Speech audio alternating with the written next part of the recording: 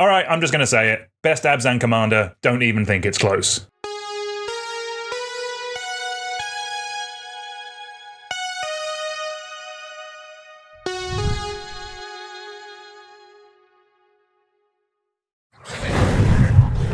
Hello everyone, welcome back to Too Sweet MTG, welcome to another Commander Deck Tech. In today's video, we're going to be looking at our first commander from Modern Horizons 3, the Necrobloom. It is 1 and an Abzan for a 2/7 legendary creature plant. It has landfall. Whenever a land enters the battlefield under your control, create a 0/1 green plant creature token. If you control 7 or more lands with different names, create a 2/2 black zombie creature token instead. It also has land cards in your graveyard have dredge too.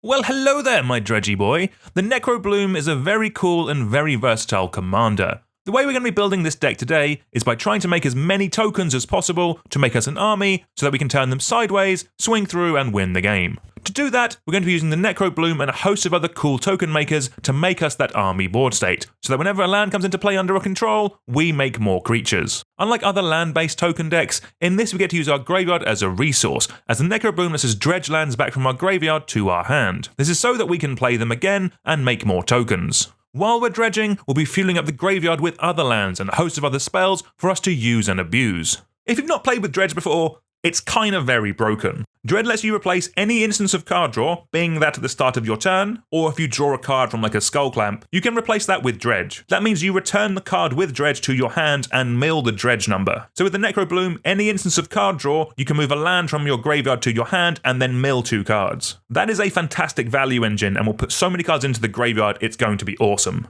A quick note on how this video will work. How we'll be doing the video today is that we'll be breaking down the deck into all the different sections that you need. We'll give you a bunch of options for you to choose from in each section and roughly how many to run. This is so you can pick the cards that are best for you and truly make the deck your own. Any card we mention will be down in the description below. While you're there, please consider following the channel and giving the video a like.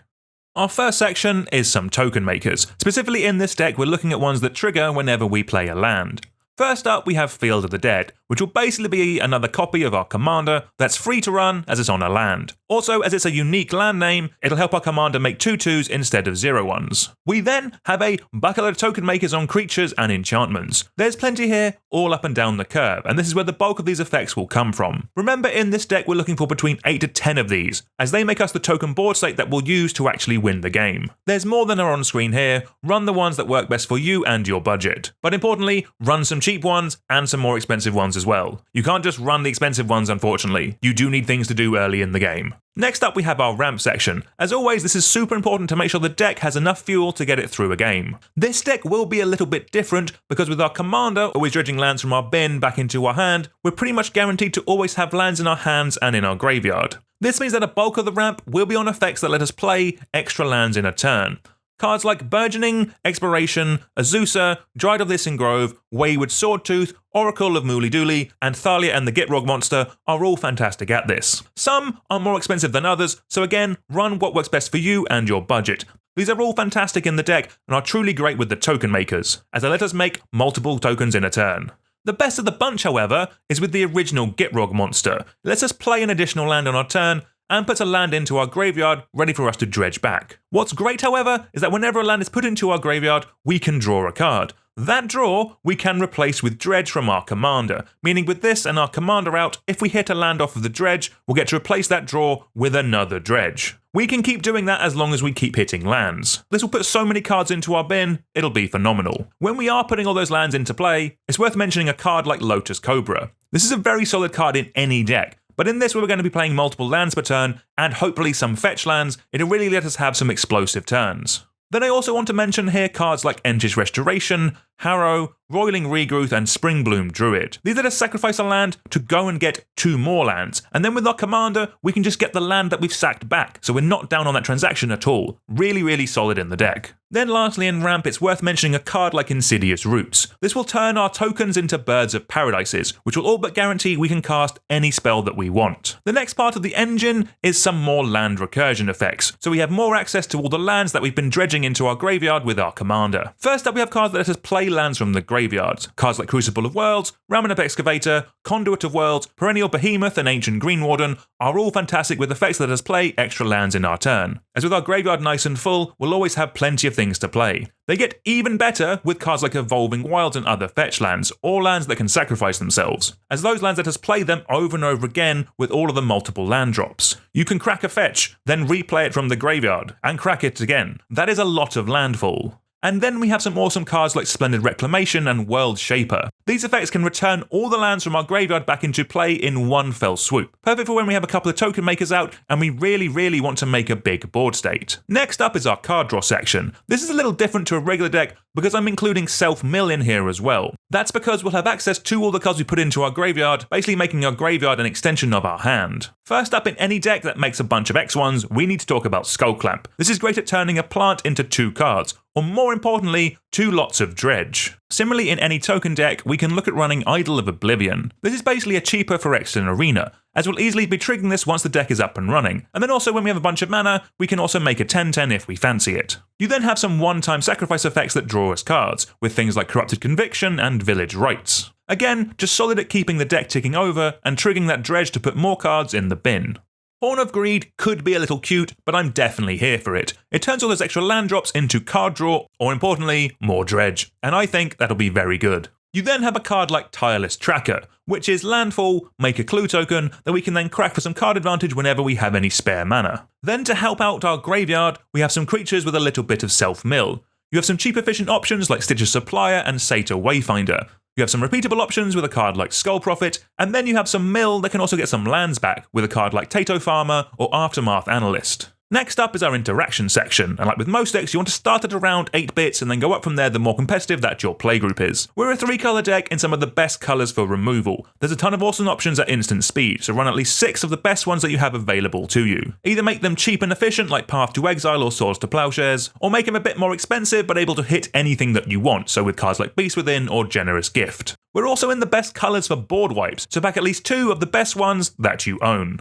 We have a little bit of recursion next. With all the things going to our graveyard, these are just some nice additional ways of getting back something that we didn't want to mill. First up we have 6, which has a little bit of self-mill, but with its retraceability, lets us discard a land to cast a permanent from our graveyard, which will be really good with all those lands that will be dredging back to our hand. In a similar vein, we have Loamcrafter Fawn. When this enters the battlefield, we can discard some lands to return non-land permanents back to our hand. And then we have Dread Return and Unburial Rites, which are both recursion spells that because they have flashback, we can cast from our graveyard. Next up, we have a little bit of protection, which is just some solid ways of keeping our value engine commander around a little bit longer. The ones I like in this deck are Malakir Rebirth and Revitalizing Repast. They both can protect our commander, but just as importantly in this deck, they can both be played as lands, so they will count towards the 7 different named lands that we need to make zombies. Okay, we have the base of the deck. Let's go over some dedicated ways that this deck is going to win the game. First up, we have some cards that let us sacrifice lands, with things like Zuran Orb and Sylvan Safekeeper, combined with Titania, Protector of Argoth, which makes us 5/3s when we do sacrifice lands.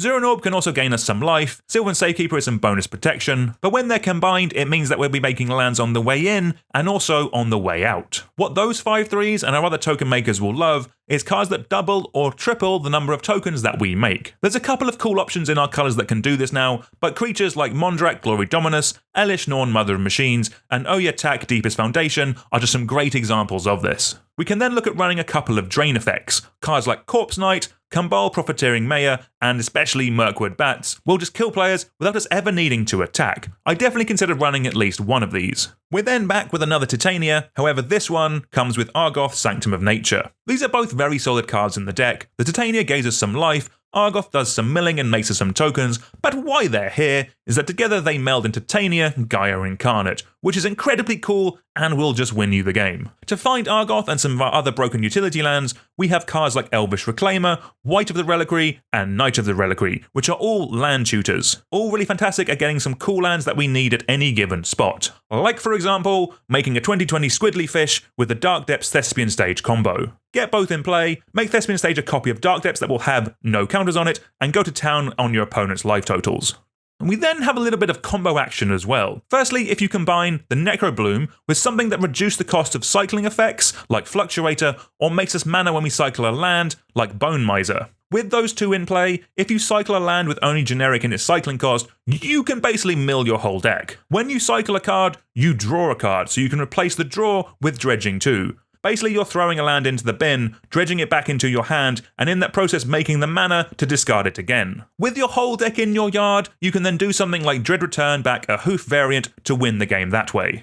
Another combo revolves around Glacial Chasm, a land sack outlet, and an effect that lets us play a land from our graveyard, which can be our commander, or it can be a card like Ramnab Excavator. Glacial Chasm makes it so that we can never be attacked. With the land sacrifice outlet, we never have to play the cumulative upkeep cost either. We can sack the land on our upkeep, and then just replay it again with the Ramnab Excavator, or dredge it back into our hand with our commander. This means we can never be attacked. When we want to attack, we can just sacrifice it at the start of turn and then replay it after we have attacked. We then have some combos revolving around Kodama of the East Tree. If we have this, and any landfall token maker which does include our commander, and a bounce land, we can make infinite tokens. How it works is that if we play a bounce land, we can just return that bounce land back into our hand. The landfall token maker will trigger and make us a token. Kodama will see that token coming into play and let us put a 0-drop from our hand into play. That 0-drop can be the bounce land. The bounce land comes in and then returns back to our hand. We make a token, Kodama lets us put the bounce land back into play. You can repeat this as much as you want, making an infinitely large token board state. And that, everyone, is called gaming.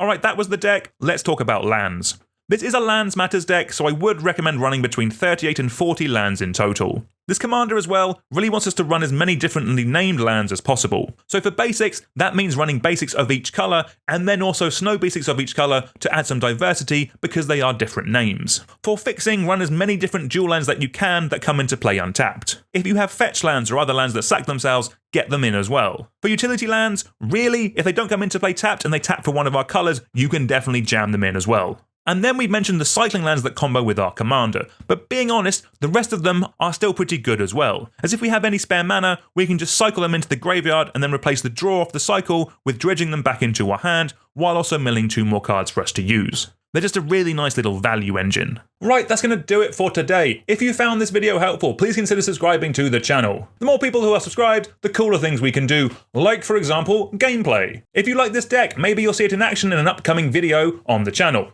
Who knows? Who's to say? We are doing that, so subscribe, it's good for you. Also, let me know down in the comments if there's any other commanders from Modern Horizons 3 you would like me to take a look at. But until then, I will see you all soon. Goodbye.